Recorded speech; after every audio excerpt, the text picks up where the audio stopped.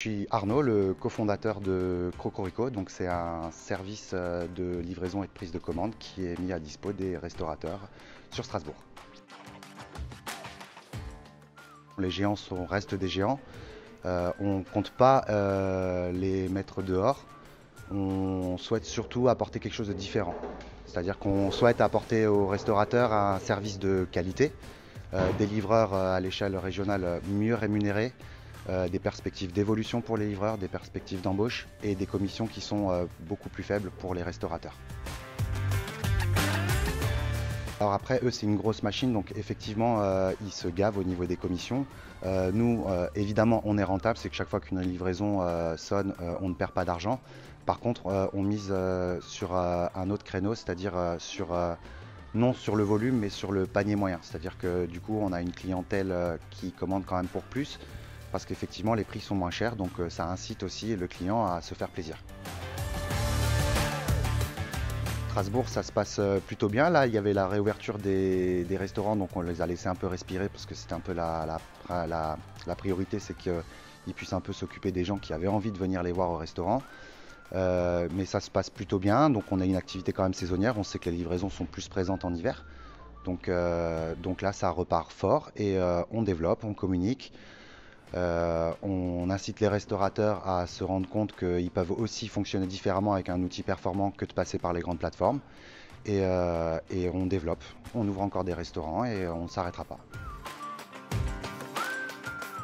En termes de visibilité, oui, on a quand même pas mal de demandes. Après, on y va progressif parce que c'est quelque chose qui se monte progressivement. Si c'est pour monter une grosse machine et de pas suivre derrière, ça sert pas à grand chose. Donc on y va progressif et ça se fait surtout par réseau.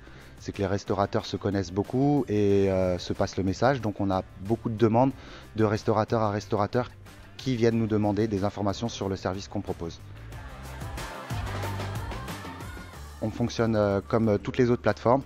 On leur propose une tarification à la course, donc avec un statut d'auto-entrepreneur. Par contre, là où on ne déroge pas, c'est qu'on a mis la barre haut sur la rémunération. Donc on leur propose une rémunération très attractive avec des perspectives d'évolution pour des livreurs qui aujourd'hui n'en ont pas quand ils sont auto-entrepreneurs avec une grande plateforme. Par exemple, j'ai un petit jeune qui voulait monter un dossier pour la CCI pour s'acheter un vélo. Quand il a dit qu'il travaillait pour une plateforme, on lui a dit que ce n'était pas possible. Là où on se différencie aussi d'une plateforme, c'est que nous, les contrats qu'on fait, nous, on est un intermédiaire entre le restaurateur et le livreur. On va faire un contrat en direct entre le restaurateur et le livreur. C'est-à-dire que du coup, le livreur va avoir un contrat direct de prestation de service avec le restaurateur. Donc si demain un livreur vient travailler avec nous, il se retrouve officiellement avec 25 facturations de 25 restaurants différents par mois, avec un contrat de prestation de service en direct.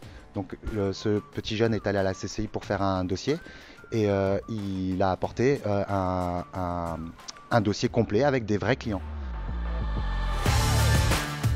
On se distingue des grandes plateformes parce qu'on essaye de travailler sur la communication et la visibilité des restaurateurs, comme je te disais, pour un référencement réel.